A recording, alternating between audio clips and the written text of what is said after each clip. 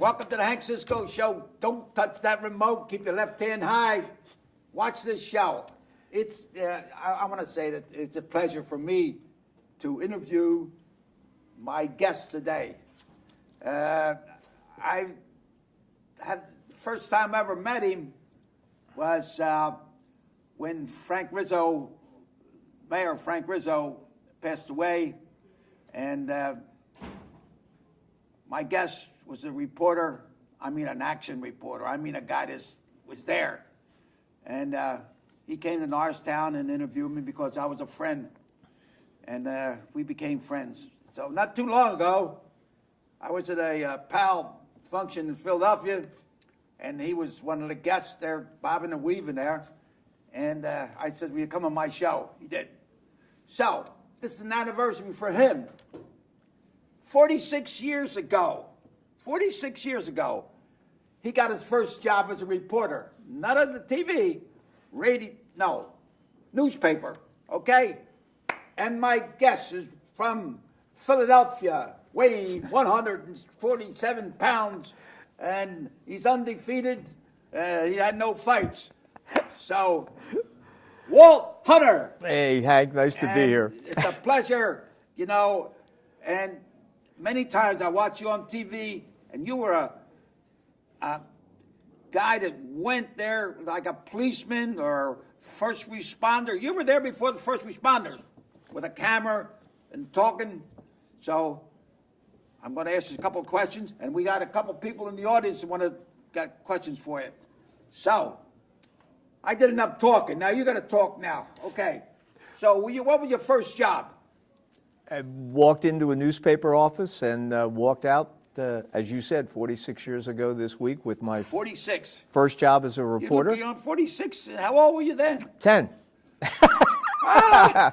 Come on. No, I was 22 at the time. Oh. So I'm 68 now, and I just want to mildly correct a couple of things. You like a young kid. Thank you for the 146 pounds. That was a number of runs was ago. That close? Yeah, and the undefeated. Oh, yeah. I'll be happy to bat 500 when they add it all up. Yeah. But Well, thank you. It was a very wonderful job, and thank you very much for inviting me to be here. I love being on the show, but it's just great to have an excuse to sit down and talk with you again. Well,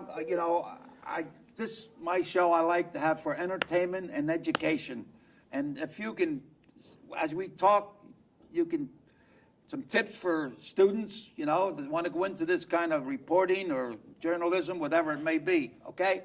So, tell me a little bit about you. That people want to know about you. Well, I'm not sure how exciting this is. I was born and raised in Philadelphia, family from Olney in South Philadelphia, never left the city. Went to school here, worked here all my adult life, and I'm living here in retirement, so it's always nice to be able to be in your hometown. I get to meet people like yourself and a lot of other wonderful people over the years. And well, you're welcome to come back here. I know that you're in the field of education now, right? I would say in education, yes, information. I'm an adjunct teacher in all your life's experiences.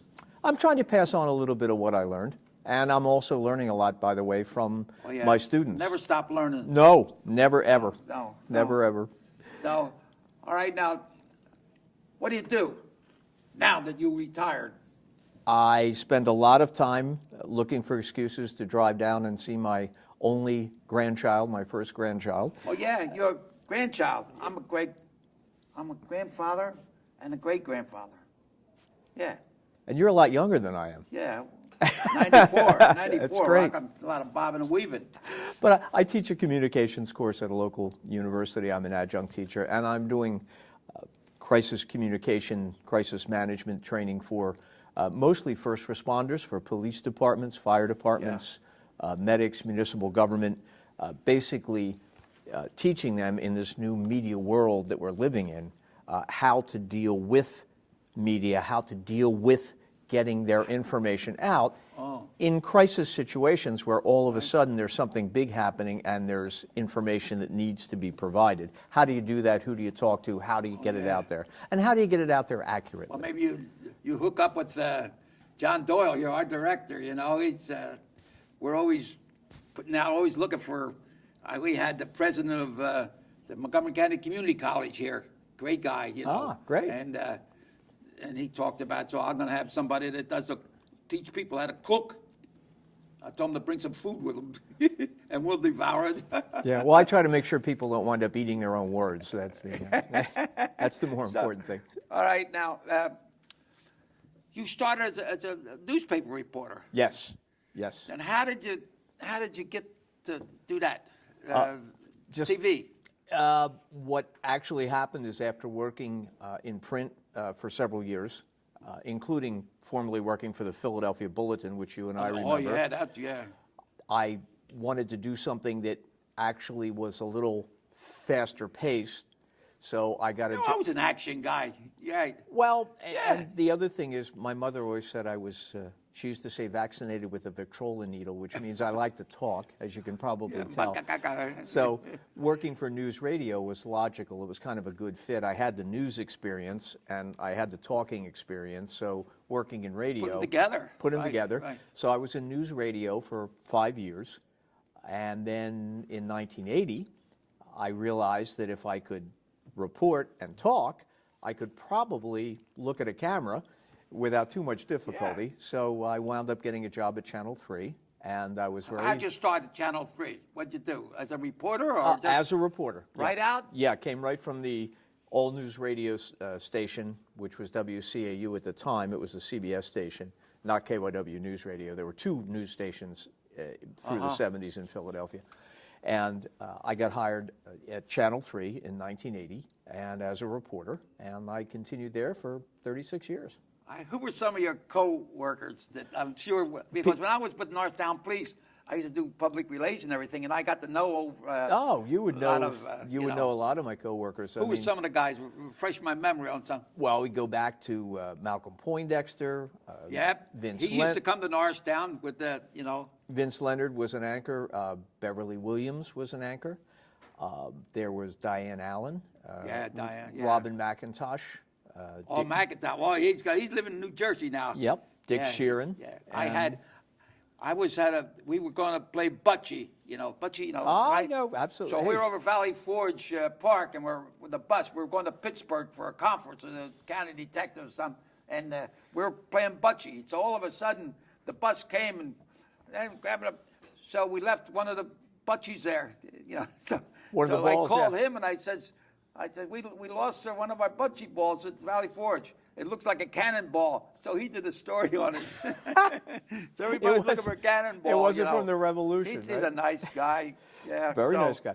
I- And many of them, Robin was born and raised in Philadelphia. Dick Sheeran was born and raised in Philadelphia. Malcolm Poindexter was born and raised in Philadelphia. Yeah. So there were, in that era, I guess, in the era when I came aboard, there were probably a larger percentage of people from this area who wound up working and Most of them were spending, local people, yeah, right? spending their entire career. Now that's not the case now, but it's that way in a lot of businesses. Oh, yeah. I mean, it's a world economy and Change, people are yeah, going all yeah, over the place. yeah. So Yeah, I know McIntosh. My brother had a Cisco's bar in Flowertown. They used to sell hoagies and everything. Great. And he told me that when he got married and they got off the plane from the honeymoon or something, they stopped there to get big hoagies on the way home. I'll tell that to Robin the next time I see he him. was always a good guy. All right, now. Work with Pat Cherokee too, who was a dear friend. Now, it must have been a big change for you to be working, get calls all hours in the morning, to go out on a job 7 days a week, right? Pretty much. And how about your home life? How does that affect your home life? Well, I wasn't home much. No, what I I'm saying. I actually was. But you are on call. It's a lot like being a first responder. And I was a first responder. I was a volunteer firefighter for 30 years. So I was used to getting up in the middle of the night and running out and Yeah. putting out fires and doing other things. So being a news person as well, I was constantly getting phone calls. And of course now with the media being what it is, with tweeting and Facebooking and everything, the information flows 24 hours a day. So I don't miss that part of it. I can usually get a reasonable night's sleep now you without good night's sleep. somebody yeah, but calling. I bet you, we wake up, it's pretty tough. When I was policemen that we used to be on call, the Montgomery County murder or something. We got called out. You know, we'd be on call once a month or so, whatever it may be. But Yeah, getting called in the middle of the night. you know, when I started this show here, I don't know anything about TV. And when I went to Catholic schools, and I was very bashful. I got up and talk to nuns, you know. The nuns, I had all these Irish nuns. They beat the hell out of, you know. And to get over there. I got all A's, Hank. I was never put in a corner. And one sister, she had a left-hand hook, pow, like Muhammad Ali, pow, pow, boom. I mean, she spoke with her hands. I thought, you're not Italian. We talk with your hand, you know. Her name was Sister Mary Perpetual Pain. I mean, a ba-ba-boom, ba-ba-boom. So, you know, now You're gonna get me in trouble. I'll start telling stories from grade school here. You know, I have a friend, Dr. Verghese, and he's a psychiatrist or something. Oh, but he's like, he works with he's had a program about first defenders. First responders. Yeah, okay. First offenders. I don't know. You know. But they're policemen, firemen, soldiers, and all come to the scene of a bad accident, blood, this, that, you know, and it affects their life later on. And it causes family problems, causes divorce, causes alcohol and everything because they, you know, and he has a program. I like to touch base with him. He's very good. And then for first responders to be able to cope with that, or, you know, they don't bother you later on in life. Sure. See, I heard when I was a couple of conferences I went to when I was a policeman, there was a policeman that shoots and kills a guy, even though he's 100% right, even though it's still with him that he killed him, you know, and it affects him later on. And he should be getting help, but now they think they do have it. They do it. It's the same thing. I remember Commissioner O'Neill and Rizzo. They had a lot of police officers that were alcoholic, you know, and they never fired them until they said, wait a minute, start giving them, you know, the join into their alcoholic anonymous, whatever it is, you know. Yeah, the EAP. Save these guys, save them. See? Employee assistance program. So it's the same thing here. Now, I used to drive the emergency wagon. I got a kid blew his head off, you know, with a gun, put his, boom, and blood all over it. So I never got no training. They just give me a gun in the bag and put me on the job, you know. So when I went home that day, what did you think my wife had for me? Spaghetti, red sauce, marron. See, so I never got over that. See? I think that But right now the training regarding PTSD. Is that something what you're doing? PTSD. No, but that's very valuable training. There's sort of a two-prong thing going on.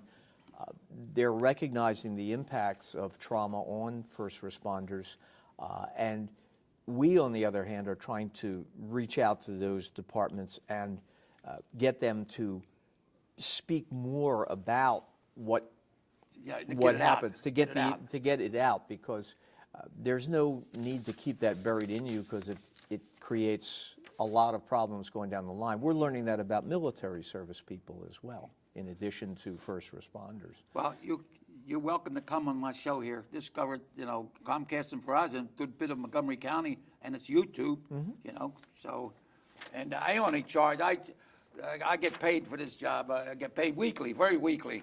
I get shibud, onions in Italian. Now, here is a question for that lady with the blue dress up in the balcony. You had call out, read it out loud, here. Okay. The woman with the blue dress wants to know what were some of your most memorable stories. All right. Things that you loud and clear, because my hearing aids ain't working. I'll keep it toned up as best I can. A lot of major events for 40 years in the city of Philadelphia, but I think the truly memorable events, the ones that you carry with you, are the ones where you were able to help people. We had about 6 or 7 years ago a veteran from the World War II, Iwo Jima, who had earned a Purple Heart. And his family, in his final days as he was going into hospice care, realized, after he talked to them, that he had never received his Purple Heart. They were going through all of his belongings, and they said, "Dad..." Purple Heart is when you're wounded. When you're wounded. Right. And he was a lot of people will let you know. Yeah, he was wounded on Iwo Jima, one of the really awful battles. They were all awful in World War II. So the family reached out to me and said, "We have a very limited time here. Would you be able, do you think, to get a Purple Heart, the Purple Heart that he earned, and get that to him, obviously prior to his passing?" So I reached out to some people I know who are active with the Marine Corps. And he was in the Marines? Yes, and within a couple of weeks, fortunately, they were able to officially get not only the medal and the paperwork pushed through, but they also came up to his house, and we were there, and they had a dress Marine honor guard, a couple of Marines, and they formally presented him with his Purple Heart. And within Where's the presentation taking place? up in Lansdale, where he lives. He was Montgomery County. And Yes. Mm-hmm. Yep, that's where he was. And he was in hospice care. He was on oxygen. He could not many years ago was leave this? his house. That was about 5 or 6 years ago. So I then got I wonder word. if he's still around. Well, that's the, as John Paul Harvey used to say, that's the rest of the story. We got word from his family that within 3 or 4 weeks of getting his medal, he passed away from his cancer. Oh, before you got... No, he got it. Oh, I got it. Oh, okay. Yeah, he got it, and we did the follow-up story, and then he passed away less than a month later. And well, at least he got the recognition. and to the day that I retired, I kept a picture of him on my desk, and I still have it. Oh, yeah. And it's signed by him, and it's the 2 Marine Honor Guard members giving him his Purple Heart. And he signed that picture for me, and I kept it framed on my desk.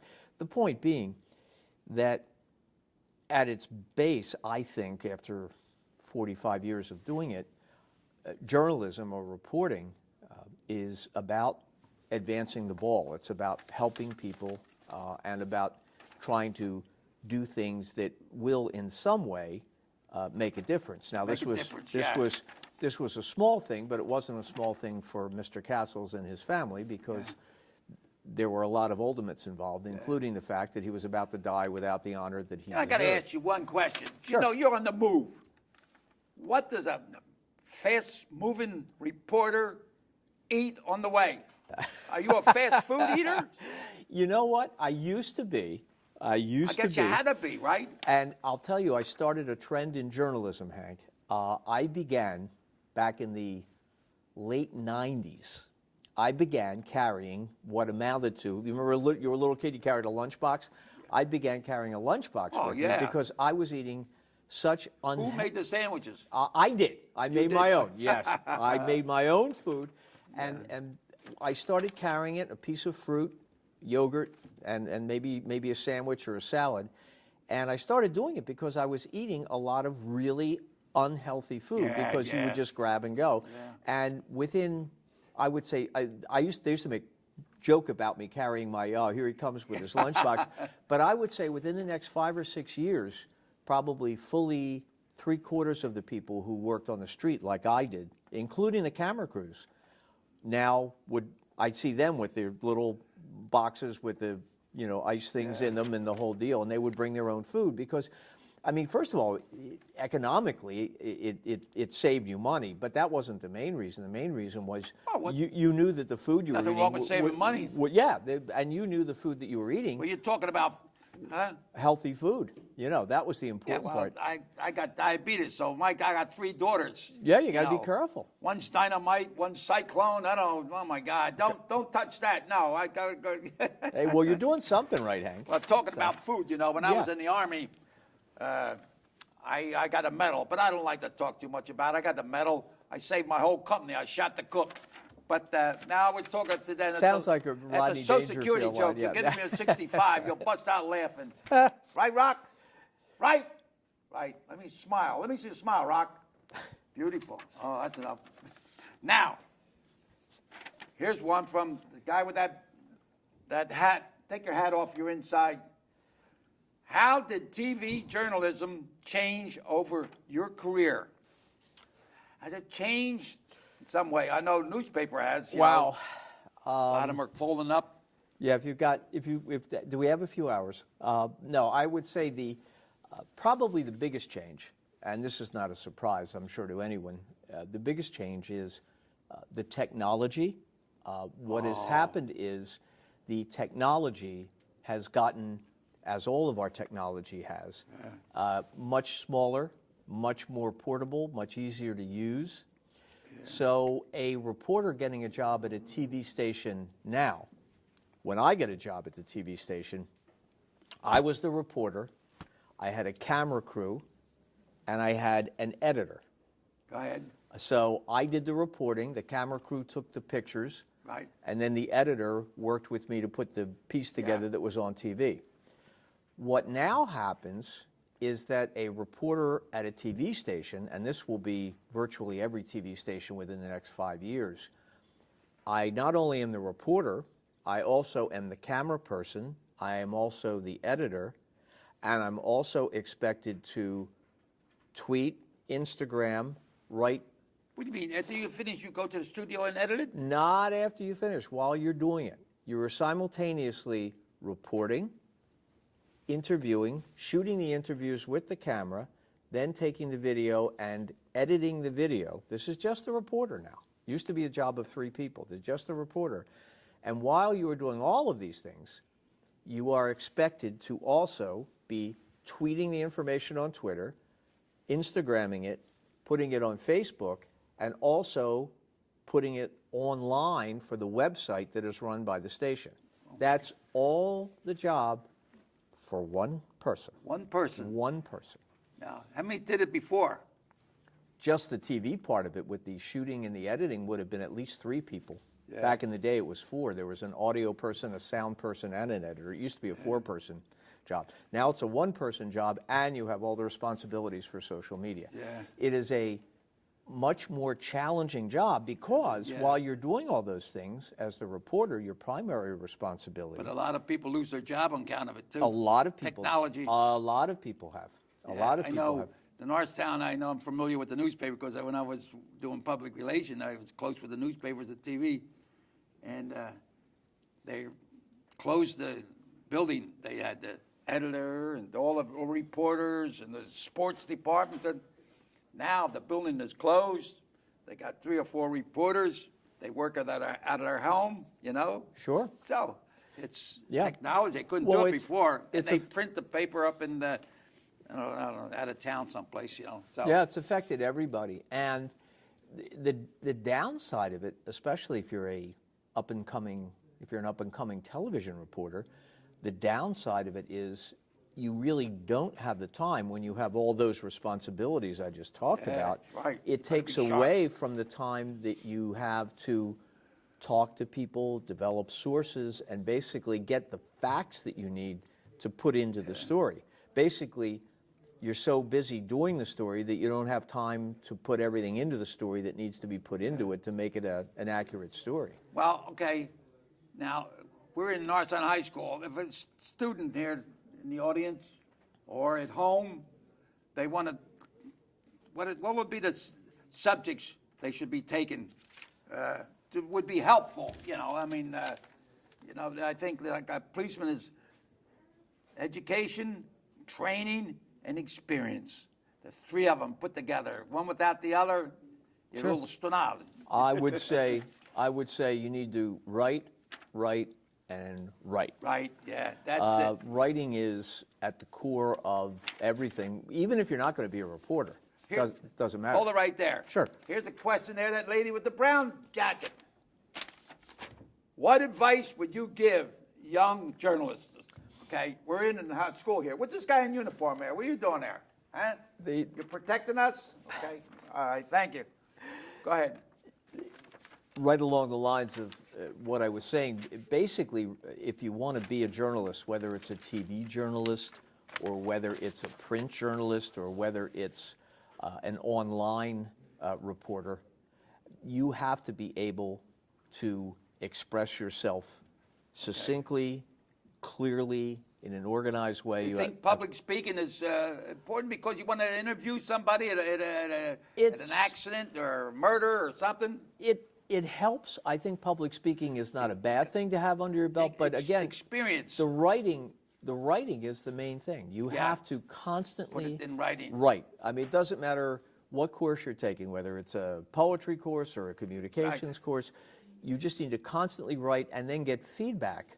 The other important thing is you need to get feedback on that writing. You need to know when you've touched on something that's really good, when you've done something well, but then you also need to know if there are adjustments and major changes you need to make in the way that you are expressing yourself. Journalism basically, Hank, is a trade.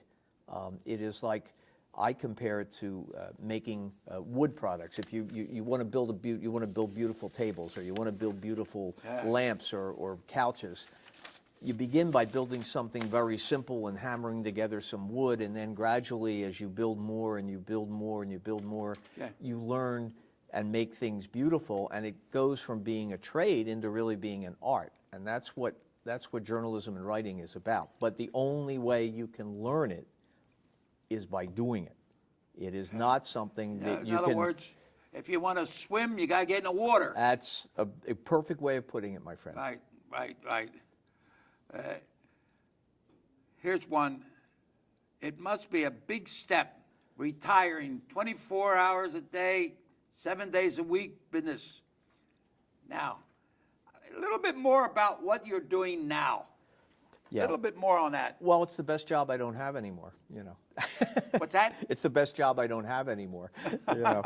So I'm not there anymore. I enjoy the teaching, both. But you go to teach at the college too, Yes, don't you? yes. And the teaching I do at the college, which is mostly younger people, and the consulting I do, which is adults, first responders, what I'm able to do is to kind of pay it back. I can take the experience and what I've learned and give back to people and help them do their jobs, or in the case of the students, help them become journalists perhaps. So that's the most rewarding part of it. That's the real fun part of being retired, that and being able to visit my grandson.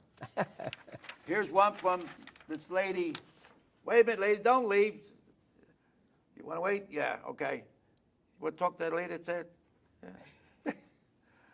What makes a good news story? Or how do you put a news story together? To make it easy. Make sure you get who, what, where, when, and why. You got it, The my W's? friend. You answered that one. Yeah, it's who, what, when, where, why, but it's also presenting who, what, when, where, why in a way that gets people to pay attention to what you're saying. Yeah. If you don't present the who, what, when, where, why in a way that one of my old bosses used to say when I'd propose a story, he would look me in the eye and he would say, make me care about this. Make me care about this story. Yeah. Well, that's what you have to do to be a reporter. No matter whether it's a feature story or a hard news story, you have to write it in a way that grabs people and makes them care about what you're going to tell them. You have to convince them that there's something important here, whether it's a moral lesson or a fact or something. You have to convince them there's something important here, and you need to pay attention to what I'm writing or what I'm saying on TV because this is something you need to know. And that's what you have to do as a reporter. You have to grab them, get them in the door, and then present all that information and don't have them walking back out the door before they listen to what it is that you want to say. You know, I'm talking to a man that's been 45 years in this business, right? 45. I'm going to ask you a question now. What do you think about what's in the news about fake news? Fake news. There is somebody that twists it around a little bit. I think that at this point in our... I don't want to pollute the water I have to drink. No, I think at this point, it's good that credibility has always been the most important part of news. Well, if somebody jump the gun and give the story before it's that's developed, it. That's an honest mistake. With all of the media competing now, not just in TV, but in print and online.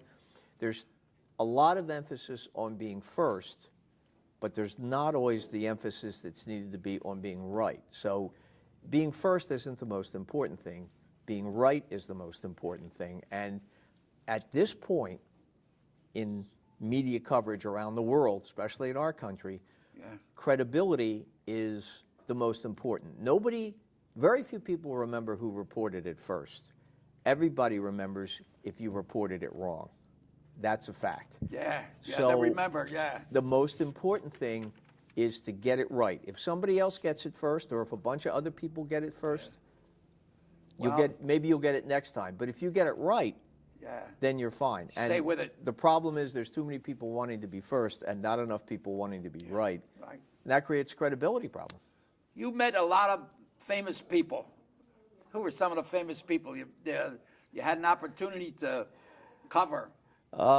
Many. I know Mayor Rizzo, right? Mayor Rizzo. How about some of the presidents? I actually, Bill Clinton out at Penn at one point in my life. All of the mayors, all of the governors throughout the last few decades. A bunch of the professional athletes, the occasional star that comes into town. I was actually had a speaking part in a movie with Robert Redford at one point in the 90s. I won't tell you the movie because they cut the scene, but I did have a speaking part with Robert Redford. Honest, Hank, I promise. I'm not making that up. But it's a front row seat to history. That's the really neat part about the job. It's a front row seat to history. If anything is going on, you're the one there reporting it. I got to get a little personal again. What are some of your hobbies? You know, here you go to your ground, you meet this people, you go to this restaurant, you go there, you go there. What is a hobby? You a tennis player? Actually, no, I'm a runner. I do the Broad Street Run almost every year. Oh, yeah? 10-mile run. I've done that for the last 6 or 7 years. That's for benefit, right? I run it for the American Cancer Society. I'm part of their team, but I do that 10-mile run. I've been running since I was in my mid-20s. Which is a very healthy profession to have because it keeps your heart strong and makes you feel good. You know, I'm just wondering. When I'm a former professional boxer, I used to work out, and you know, you're here. This big sign in the gym. You're here to train, not strain. And I see some of these runners, they look half dead. You know, you're probably watching me. You know what? The 30 minutes is up.